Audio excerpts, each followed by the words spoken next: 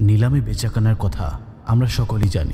বাজারে বিভিন্ন পণ্য বিক্রির জন্য নিলাম ডাকা হয়। যে ক্রেতা বেশি মূল্য দেয় সেই ক্রেতাই পণ্যের মালিক হয়। আগেকার যুগে তেমনি মানুষকেও নিলামে তুলে বিক্রি করা হতো। সুন্দরী নারী, শক্তিশালী পুরুষ এবং বাচ্চাদেরকেও বাজারের খোলা ময়দানে নিলামে বিক্রি করা হতো। তারপর এইসব মানুষকে দাস অথবা গোলাম হিসেবে ক্রয় করে নিত বড় লোকেরা। এরকম মানুষ কেনাবেচা ছিল তখনকার যুগে সাধারণ ঘটনা। যুদ্ধ বিগ্রহের এই পৃথিবীতে শক্তিশালী বাহিনীরা দুর্বল রাজ্য বা এলাকাগুলোতে আক্রমণ করত। সেখানে প্রতিবাদী পুরুষদের হত্যা করে তাদের সম্পদ লুটপাট করত এবং নারী ও শিশুসহ অন্যান্য পুরুষদের বন্দী করে বাজারে বিক্রি করে দিত। দ্বাদশ শতাব্দীতে যখন চেঙ্গিস খানের নেতৃত্বে মঙ্গল বাহিনীর আবির্ভাব হলো, তখন পৃথিবীর ইতিহাস সাক্ষী হয়ে থাকল এক বর্বর নিষ্ঠুরতার। মঙ্গলরা যে রাজ্য বা এলাকাতে আক্রমণ করত সেখানে রক্তের নদী বইয়ে দিত। তারা মানুষের মাথা দিয়ে মিনার পর্যন্ত তৈরি করত। নারী, পুরুষ ও শিশুদের বন্দী করে গোলাম হিসেবে বিক্রি করে দিত। তারা যখন বর্তমান কাজাকিস্তানে আক্রমণ করল, তখন সেখানেও রক্তগঙ্গা বইয়ে দিল এবং ওরাল নদীর তীরবর্তী এলাকা থেকে অন্যান্য নারী পুরুষের সাথে বন্দী করল একটি ছোট্ট বালককেও। সেই বালককে দামেস্কের বাজারে বিক্রি করে দিল। যদি তারা জানত এই বালকই বড় হবার পর তাদের উপর আল্লাহর গজব হয়ে পতিত হবে এবং তাদের বিজয় যাত্রা বন্ধ করে দেবে, তাদেরকে তাদেরই মতো নিষ্ঠুরভাবে কচুকাটা করবে, তাহলে হয়তো মঙ্গলরা এই বালককে জীবিত না রেখে সেখানেই হত্যা করে দিত। কে ছিল এই বালক? কিভাবে গোলাম থেকে বিশাল সাম্রাজ্যের সুলতান হয়ে গেলেন এবং বধ করলেন বর্বর মঙ্গলদের? মুসলমানদের মুক্তি দিলেন মঙ্গল ও খ্রিস্টানদের নির্মম অত্যাচার থেকে। এসব কাহিনী জানতে বিডি সোশ্যাল হাউজে আপনাকে স্বাগতম। আপনি যদি এরকম মহাবীরদের জীবনের সঠিক ইতিহাস জানতে চান, তাহলে আমাদের চ্যানেল ভিজিট করতে পারেন এবং চ্যানেলটি সাবস্ক্রাইব করতে পারেন। সেদিনের সেই বালক বড় হয়ে মঙ্গলদের জন্য এক অভিশাপ হয়ে দাঁড়াবে, এই কথা যদি মঙ্গলরা জানত, তাহলে তাকে বাজারে বিক্রি না করে হত্যা করে ফেলত। কিন্তু সৃষ্টিকর্তার ইচ্ছা ছিল ভিন্ন। তাই মঙ্গলরা বালকটিকে হত্যা না করে দামেস্কের বাজারে বিক্রি করে দিল। বাজার থেকে বালকটিকে গোলাম হিসেবে কিনে নেয় মিশরের এক ধনী ব্যবসায়ী এবং সে বালকটিকে তার স্ত্রীর অধীনে দিয়ে দিল। কিন্তু ব্যবসায়ীর স্ত্রী ছিল খুবই বদমেজাজি। সে বালকটিকে দিন রাত নির্যাতন করত, ঠিকমতো খেতেও দিত না। একদিন সেই ব্যবসায়ীর বোন দামেস্ক থেকে মিশরে ভাইয়ের বাড়ি বেড়াতে আসেন। তিনি এই বালকটিকে দেখেন। বালকটির নিষ্পাপ চেহারা দেখে বালকের প্রতি তার মায়া জন্মে গেল এবং তিনি বালকটিকে তার সঙ্গে করে দামেস্কে নিয়ে যান। এই মহিলার কোনো সন্তান না থাকায় তিনি বালকটিকে নিজের ছেলের মতো করে পালতে লাগলেন। বালকটির নাম ছিল রুকনউদ্দিন। ইতিহাসে যিনি রুকনউদ্দিন বাইবার্স নামে অমর হয়ে আছেন। রুকনউদ্দিন দামেস্কে এসে মায়ের মমতা পেয়ে গেল। একদিন সেই বাড়িতে বেড়াতে আসেন মিশরের এক সেনা কমান্ডার আলাউদ্দিন আইতাকি বন্দুকদার। তিনি রুকনউদ্দিনকে দেখে তার সাথে মিশরে নিয়ে গেলেন এবং মিশরের মামলুক সেনাদলে ভর্তি করে দিলেন। তার কাছ থেকেই রুকনউদ্দিন বাইবার্সের নামের সাথে বন্দুকদারি উপাধি লেগে গেল। তখনকার সময়ে মিশরে আইয়ুবী সালতানাত কায়েম ছিল। আইয়ুবী সুলতান আল সালিহ বিভিন্ন গোলাম বাচ্চাদের ক্রয় করে তাদেরকে দ্বীনি শিক্ষা ও সেনা ট্রেনিং দিয়ে একটি দক্ষ সেনাদল তৈরি করেছিলেন, যাদেরকে বলা হতো মামলুক সৈন্য। মামলুক শব্দের অর্থ গোলাম, অর্থাৎ তারা ছিল গোলাম বাহিনী বা গোলামদের সৈন্য। বাইবার্স তার মেধা, বাহুবল ও আল্লাহ তাআলার কুদরতির সাহায্যে অল্প দিনেই দ্বীনি শিক্ষার পাশাপাশি সেনাবাহিনীতে দারুণ দক্ষতা অর্জন করল। ফলে তাকে একটি ছোট্ট সেনাদলের কমান্ডার হিসেবে নিযুক্ত করা হলো। এমনই সময় 1248 সালে ফ্রান্সের রাজা নবম লুই সপ্তম ক্রুসেডের সূচনা করে দিল এবং মিশরের দিকে অগ্রসর হল। সুলতান আস-সলিহ তার সেনাদল নিয়ে বেরিয়ে গেলেন ক্রুসেডারদের মোকাবেলায়। সাথে ছিল মামলুক সেনাদলও। মিশরের মানসুরা শহরে মুখোমুখি অবস্থানে ছিল দুই বাহিনী। এমনই সময় হঠাৎ করে অসুস্থ হয়ে সুলতান আস-সালিহ মারা যান। ফলে যুদ্ধ পরিচালনা করেন তার স্ত্রী সাজরাতুদ্দারকি। তিনি ছিলেন অত্যন্ত বুদ্ধিমতী এবং সাহসী এক মহিলা। শক্ত হাতে দৃঢ় চিত্তে তিনি যুদ্ধের নেতৃত্ব দেন। তার নেতৃত্বে সপ্তম ক্রুসেডে খ্রিস্টানদের পরাজিত করে মুসলিম বাহিনী এবং ফ্রান্সের রাজা লুইকে বন্দী করা হয়। এই যুদ্ধে বাইবার্স তার অসামান্য দক্ষতার প্রমাণ দেন, যার ফলে তাকে 1000 সেনাবাহিনীর একটি ইউনিটের কমান্ডার হিসেবে দায়িত্ব দেওয়া হয়। কিন্তু সুলতান আস-সালিহের মৃত্যুর পর আইয়ুবী বংশে দক্ষ আর কোনো সুলতান অবশিষ্ট রইল না। মিশর, দামেস্ক ও অন্যান্য বড় শহরে আইয়ুবী বংশের হুকমরানেরা নিজেদেরকে স্বাধীন সুলতান হিসেবে ঘোষণা করে দিল এবং শুরু করে দিল নিজেদের মধ্যে ক্ষমতার লড়াই। এরকম পরিস্থিতিতে মিশরের মামলুক সেনারা বিদ্রোহ করে মিশরের ক্ষমতা দখল করে নেয়, আর এভাবেই শুরু হয় মামলুক সালতানাতের সূচনা। ক্ষমতা পাবার পর ভিতরের কলহের শিকার হয়ে মামলুকদের প্রথম 2 সুলতান নিহত হলে ক্ষমতা পান মামলুকের 3য় সুলতান সাইফুদ্দিন কুতুজ। সাইফুদ্দিন কুতুজ ছিলেন অত্যন্ত ন্যায়পরায়ণ ও সাহসী সুলতান। তিনি বাইবার্সকে সেনাবাহিনীর কমান্ডার হিসেবে দায়িত্ব দিয়ে দেন। আর এইভাবে একটি ছোট্ট বালক, যাকে কিনা গোলাম হিসেবে বাজারে বিক্রি করা হয়েছিল, সে হয়ে উঠল একটি শক্তিশালী সেনাবাহিনীর প্রধান কমান্ডার বা সেনাপতি। 1258 সালে হালাকু খান বাগদাদে আক্রমণ করে আব্বাসি খলিফা আল মুস্তাসিমকে হত্যা করে পুরো বাগদাদে ধ্বংসযজ্ঞ চালায়। মুসলমানদের মাথা দিয়ে মিনার তৈরি করে জ্ঞান বিজ্ঞানের শহর বাগদাদের মসজিদ, মাদ্রাসা, লাইব্রেরি, হাসপাতাল ইত্যাদি ধ্বংস করে দেয়। বলা হয়ে থাকে বইয়ের কালিতে দজলা নদীর পানি তখন কালো রং ধারণ করেছিল। হালাকু খানের ধ্বংসযজ্ঞ শুধু বাগদাদে সীমাবদ্ধ থাকল না, পুরো ইরাক, সিরিয়া ও ফিলিস্তিনের ভূমি দখল করে তারা সেখানে মুসলমানদের হত্যা করতে লাগলো এবং একের পর এক শহর ধ্বংস করে দিল। তাদের হাত থেকে বেঁচে গেল শুধু ফিলিস্তিনের সমুদ্র তীরবর্তী বিভিন্ন শহরের খ্রিস্টানদের ছোট ছোট রাজ্যগুলো এবং আর্মেনিয়ার খ্রিস্টান রাজ্য। কারণ খ্রিস্টানরা হালাকু খানের অধীনস্থ গ্রহণ করে তাকে সৈন্য ও অর্থ দিয়ে সাহায্য করতে লাগলো। এমন অবস্থায় আরবের মুসলমানদের শেষ আশ্রয়স্থল ছিল মিশরের মামলুক সালতানাত। দলে দলে মুসলমানেরা সেখানে গিয়ে আশ্রয় নিতে লাগলো। মুসলমানদের করুণ অবস্থা দেখে এবং পুরো আরব অঞ্চলের ধ্বংসের কথা শুনে মিশরের মুসলমানেরা প্রতিশোধের আগুনে ফুঁসে উঠেছিল। হালাকু খানও এবার মিশরের দিকে নজর দিল। মিশরকে পরাজিত করে মক্কা, মদিনা সহ পুরো আফ্রিকা সে দখল করতে চাইল এবং তার বিজয় যাত্রাকে এগিয়ে নিতে চাইল। তার এই লক্ষ্যে যথারীতি সঙ্গ দিয়ে গেল ক্রুসেডার খ্রিস্টানেরা। এরপর হালাকু খান হুমকি ও অপমানজনক ভাষায় একটি চিঠি লিখে দূত প্রেরণ করল মিশরের সুলতান সাইফুদ্দিন কুতুজের কাছে। চিঠিতে মঙ্গলদের আনুগত্য মেনে নেবার হুমকি ছিল, না হলে মিশরকেও বাগদাদের ভাগ্য বরণ করতে হবে। চিঠি পেয়ে সুলতান কুতুজ সকল উজির ও সেনা কমান্ডারদের নিয়ে দরবারে বসলেন। অনেক উজির পরামর্শ দিল হালাকু খানের আনুগত্য মেনে নিতে, কারণ মঙ্গলদের এই বিশাল বাহিনীর সাথে লড়াই করার ক্ষমতা মিশরের মুসলমানদের নেই। মঙ্গলরা যুদ্ধের ময়দানে অপ্রতিরোধ্য এক শক্তি। কিন্তু সেনাবাহিনীর প্রধান কমান্ডার রুকনুদ্দিন বাইবার্স বলে বসলেন মোকাবেলার কথা। তিনি মুসলমানদের করুণ অবস্থার কথা তুলে ধরেন এবং ঈমানি শক্তির কথা বলে আল্লাহর উপর ভরসা করে শেষ রক্তবিন্দু অবশিষ্ট থাকা পর্যন্ত লড়ে যাওয়ার বাসনা পেশ করলেন। বদর যুদ্ধসহ ইসলামের ইতিহাসের বিভিন্ন যুদ্ধের কথা বর্ণনা করে বললেন, আল্লাহর সাহায্য থাকলে মুসলমানেরা অল্প শক্তি নিয়েই বৃহৎ শক্তিকে বারবার পরাজিত করেছে। তাই আমাদের উচিত মঙ্গলদের ভয় না পেয়ে আল্লাহকে ভয় করা এবং আল্লাহর উপর ভরসা করা। মুসলমানদের এই কঠিন সময়ে আমরা ভয়ে আত্মসমর্পণ করতে পারি না। আমাদের অবশ্যই মঙ্গলদের কঠিন জবাব দিতে হবে। বাইবার্সের ঈমানদীপ্ত কথা শুনে সুলতান সাইফুদ্দিন কুতুজ সিদ্ধান্ত নিলেন মঙ্গলদের মোকাবেলা করবেন। তাই তিনি মঙ্গল দূতদের হত্যা করে তাদের মাথা প্রেরণ করলেন হালাকু খানের কাছে, যার সরাসরি অর্থ ছিল যুদ্ধের আহ্বান। হালাকু খানও জবাব পেয়ে পুরো শক্তি জড়ো করে মিশর অভিমুখে রওনা দিল। তারপর 1260 সালে হালাকু খান তার বিশাল বাহিনী নিয়ে ঐতিহাসিক আইন জালতের প্রান্তরে আসে। এদিকে সুলতান সাইফুদ্দিন কুতুজ সেনা কমান্ডার বাইবার্সকে রাজ্যের সকল এখতিয়ার দিয়ে বললেন যুদ্ধের প্রস্তুতি নিতে। বাইবার্স নিজের সেনাবাহিনী সহ সর্বত্র জিহাদের ঘোষণা দিলেন এবং মিশরের সকল পুরুষদের সৈন্য ট্রেনিং দিতে লাগলেন, এমনকি নারীদেরও ট্রেনিং দিতে লাগলেন। ফিলিস্তিন, সিরিয়া, ইরাক সহ আরবের বিভিন্ন অঞ্চল থেকে শরণার্থী হয়ে আসা মুসলমানেরা জিহাদে অংশ নিতে লাগল। অন্যদিকে আল্লাহর মহিমায় মঙ্গোলিয়াতে মঙ্গলদের প্রধান খান মানে প্রধান বাদশাহ মংকে খান হঠাৎ করে মারা যায়।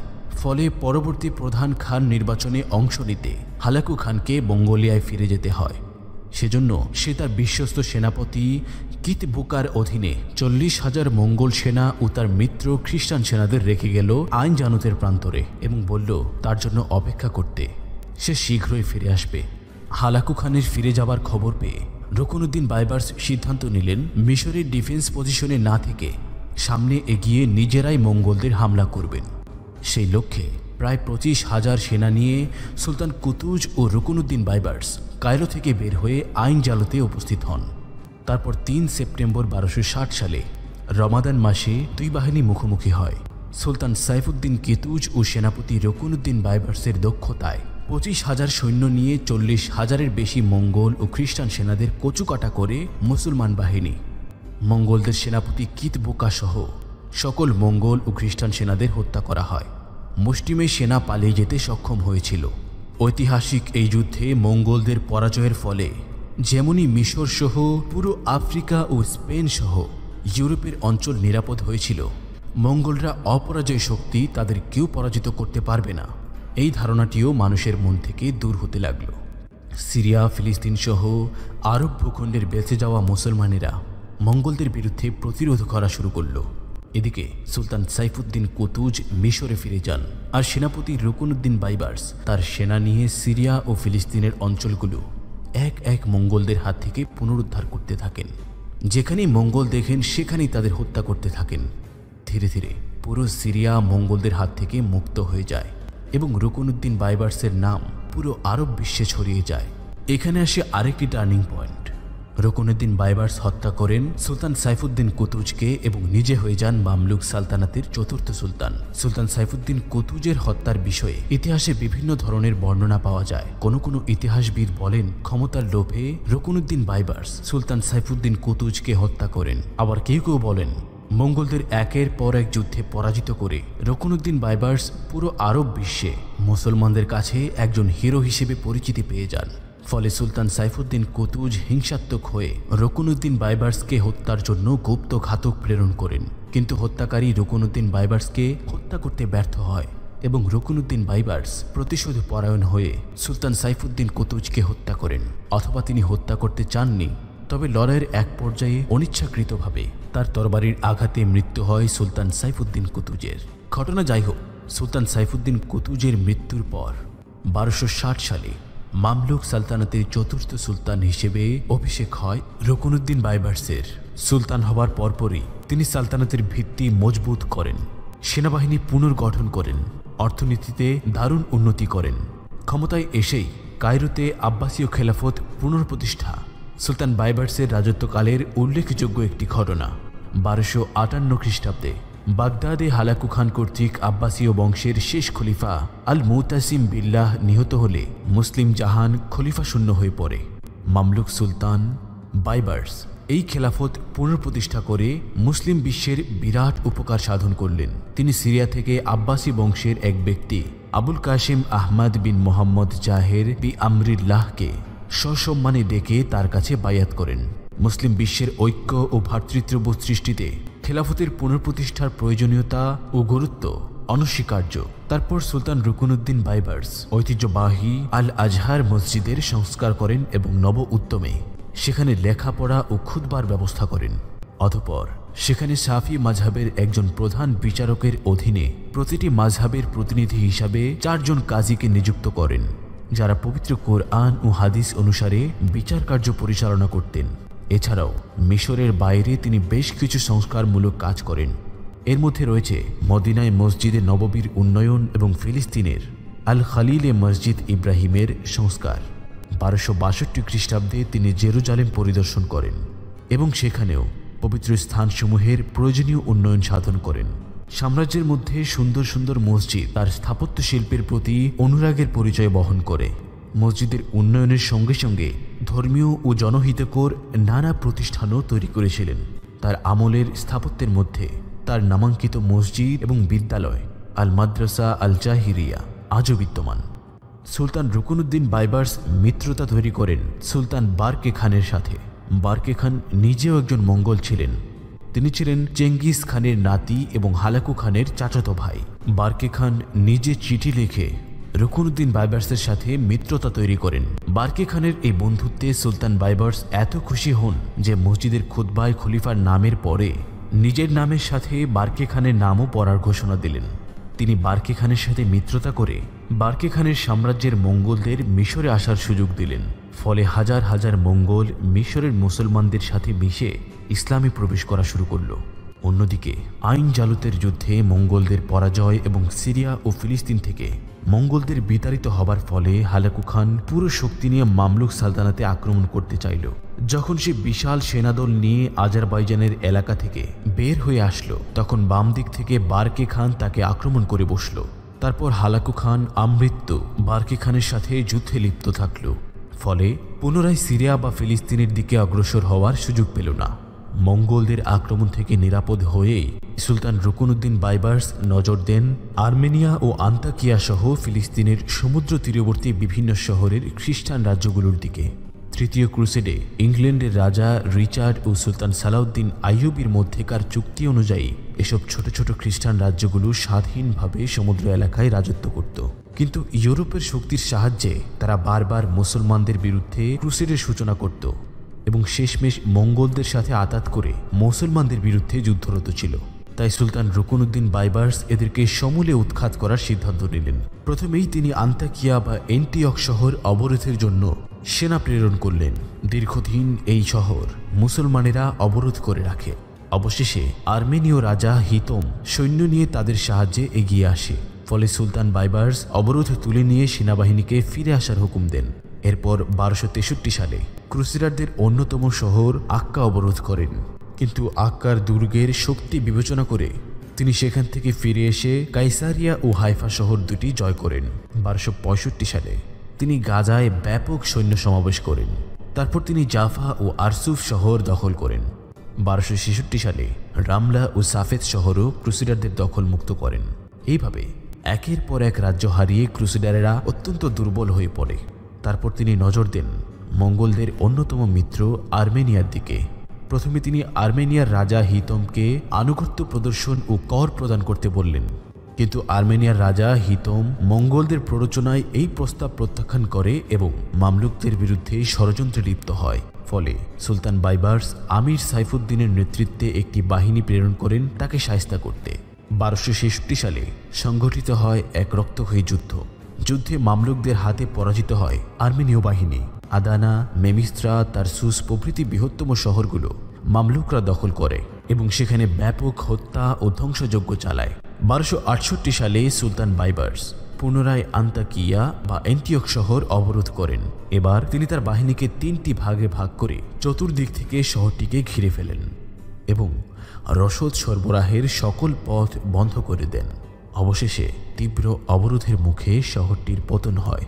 তখন প্রায় 16,000 ক্রুসেডারদের হত্যা করে মামলুকেরা এবং বন্দী করে আরও লাখখানেক ক্রুসেডার সৈন্যদের। এভাবেই ফিলিস্তিনের পুরো ভূখণ্ড থেকে খ্রিস্টান ক্রুসেডারেরা স্থায়ীভাবে বিদায় হয়। এজন্য সুলতান রুকনুদ্দিন বাইবার্সকে দ্বিতীয় সালাউদ্দিন আইয়ুবীও বলা হয়। ক্রুসেডের ইতিহাসে সুলতান বাইবার্সই সব থেকে বেশি ক্রুসেডার হত্যাকারী ব্যক্তি। তার ভয়ে ইউরোপীয় খ্রিস্টান রাজ্যগুলোর সাহস হয়নি পুনরায় ক্রুসেডের সূচনা করার। তিনি আরব ভূখণ্ড থেকে ক্রুসেডারদের চিরতরে বিতাড়িত করেন। বাইবার্সের রাজত্বকালে হাসান বিন সাব্বাহ কর্তৃক প্রতিষ্ঠিত গুপ্তঘাতক হাসাসিন বা বাতিনি সম্প্রদায় পুনরায় মাথাচাড়া দিয়ে ওঠে। ইতিপূর্বে হালাকু খান এই সম্প্রদায়কে ভীষণভাবে পর্যদুস্ত করে ইরান থেকে বিতাড়িত করে। তবে তাদের শক্তি একেবারে নিশ্চিহ্ন হয়নি। তারা সিরিয়া, ফিলিস্তিনের বিভিন্ন দুর্গম পাহাড়ে দুর্গ তৈরি করে সেখান থেকে গুপ্ত হত্যার কার্যক্রম চালিয়ে যেতে লাগলো। গুপ্তঘাতক এই সম্প্রদায়টি যুগ যুগ ধরে মুসলিম ভূখণ্ডে গুপ্ত হত্যা ও ত্রাস সৃষ্টি করে আসছিল। মহাবীর সুলতান সালাউদ্দিন আইয়ুবী রহমাতুল্লাহি আলাইহিকে বেশ কয়েকবার হত্যার ব্যর্থ চেষ্টা চালায় এরা। এছাড়াও বিভিন্ন সুলতান, গুরুত্বপূর্ণ উজির সহ খলিফাকে পর্যন্ত এরা হত্যা করত। অবশেষে 1270 থেকে 1273 সাল পর্যন্ত সুলতান বাইবার্স লাগাতার এদেরকে আক্রমণ করেন এবং তাদের 9টি দুর্গ দখল করেন। এভাবে চিরতরে এই বাতিনি ফিতনারও অবসান ঘটে। সুলতান বাইবার্স যেমনই ন্যায়পরায়ণ ও দয়াবান সুলতান ছিলেন, তেমনি ছিলেন দুশমনদের জন্য অত্যন্ত কঠোর ও নিষ্ঠুর। তিনি দুশমনদের সাথে কোনো ধরনের দয়া না দেখিয়ে আরব ভূখণ্ড থেকে মঙ্গল, ক্রুসেড এবং বাতিনিদের একেবারে নিশ্চিহ্ন করে পুরো সিরিয়া, ফিলিস্তিন, মক্কা, মদিনা ও মিশরে শান্তি প্রতিষ্ঠা করেন। এভাবে তার হাত ধরেই অবসান ঘটে ত্রাস ও ষড়যন্ত্রে ভরা দীর্ঘ এক শাসন আমলের। 1276 খ্রিস্টাব্দে সুলতান বাইবার্স নুবিয়াও দখল করেন। এইভাবে উত্তর আফ্রিকাও মামলুক সালতানাতের অধীনে চলে আসে। তারপর প্রায় 250 বছর মামলুকরা শাসন করে আরব অঞ্চলগুলোতে। আরবের মুসলমানেরা নিরাপত্তা লাভ করে ক্রুসেডার ও মঙ্গল বাহিনীর নির্মমতা থেকে, নিজের সাম্রাজ্য থেকে সকল প্রকার দুশমনদের প্রতিহত করে সুলতান বাইবার্স নজর দেন বৈদেশিক বাণিজ্যের দিকে। তিনি কনস্টান্টিনোপল সহ ইউরোপের অন্যান্য রাজ্যের সাথেও বন্ধুত্বপূর্ণ সম্পর্ক তৈরি করেন। এরপর ইউরোপ ও প্রাচ্যে বাণিজ্যিক সম্পর্ক গড়ে তোলেন। তার বৈদেশিক নীতির ফলে মামলুক সাম্রাজ্যের গৌরব বহুগুণে বৃদ্ধি পায়। নিঃসন্দেহে সুলতান রুকনুদ্দিন বাইবার্স বীর যোদ্ধার পাশাপাশি ন্যায়পরায়ণ ও বিচক্ষণ শাসক ছিলেন। অনুগত প্রজাদের প্রতি তিনি ছিলেন দয়াশীল। অন্যদিকে অবাধ্য ও দুর্নীতিবাজ আমিরদের কঠোর শাস্তি দিতেও তিনি দ্বিধাবোধ করতেন না। তিনি তার রাজ্যে মদ, জুয়া ইত্যাদি অনইসলামিক কার্যকলাপ সম্পূর্ণ নিষিদ্ধ করেন। বাইবার্স একজন ধর্মপ্রাণ সুন্নি মুসলিম ছিলেন। বহির্শত্রুদের হাত থেকে মুসলিম ভূখণ্ডকে রক্ষা করে তিনি শক্তিশালী একটি ইসলামী রাজ্য গড়তে সক্ষম হন। সুলতান রুকনুদ্দিন বাইবার্স 17 বছরের দীর্ঘ শাসনকাল শেষে 2 মে 1277 সালে ইহলোক ত্যাগ করেন। তাকে দামেস্কের জাহিরিয়া পাঠাগারের পাশে দাফন করা হয়। আল্লাহ তাআলা যেন তার সকল গুনাহ মাফ করে উম্মাহের এই অন্যতম বীরকে জান্নাতুল ফেরদাউস নসিব করেন, আমিন। আপনার কাছে সুলতান রুকনুদ্দিন বাইবার্সের জীবনী কেমন লাগলো তা আমাদের কমেন্টে জানান। সুলতান সালাউদ্দিন আইয়ুবীর বায়োগ্রাফি দেখতে স্ক্রিনে ভেসে ওঠা ভিডিওতে ক্লিক করুন। এরকম ইসলামী মহাবীরদের জীবনী দেখতে এবং ইসলামের ইতিহাস সম্পর্কে জানতে আমাদের চ্যানেলকে সাবস্ক্রাইব করুন। ধন্যবাদ।